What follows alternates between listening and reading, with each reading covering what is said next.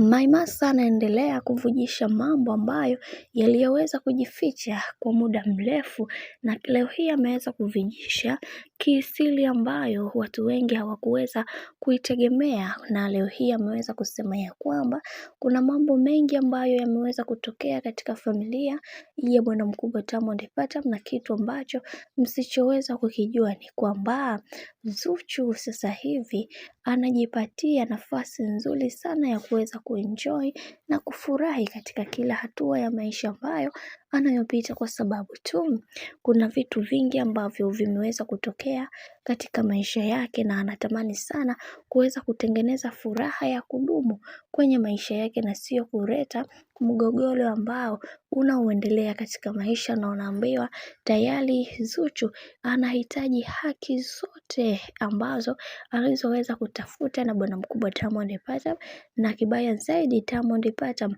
amegoma kabisa kusaini bibi Zuchu kuweza kuondoka Wasafi. Hata mama yake mzazi pia ameweza kumshauri hivyo hivyo ya kwamba Zuchu haitajiki kuweza kuondoka Wasafi, tufanye kama biashara. Sasa hichi ndicho kitu ambacho bibi Zuchu hakitaki kabisa kukiona katika familia ya bwana mkubwa Diamond Platnumz, wakiendelea kumng'ang'ania kwa sababu anajua kitakachokuja kutokea huko mbeleni ni kuweza kupeana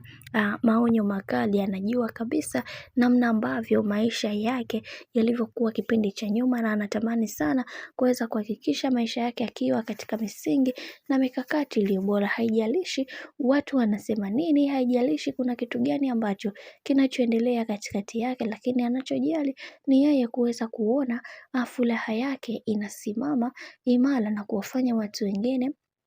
waweze kusimama imara na kuhakikisha kila kitu kinakwenda kuwa sawa kabisa, kwa sababu kila mtu anaamini kwenye kile ambacho anachokiamini, na kila mtu aliamini ya kwamba kwenye hiki ambacho kinachoendelea sasa, Mungu mwenyewe ndiye ambaye atakayeweza kusimama imara na kuhakikisha kila kitu kinakwenda kuwa katika misingi na mikakati iliyo bora zaidi.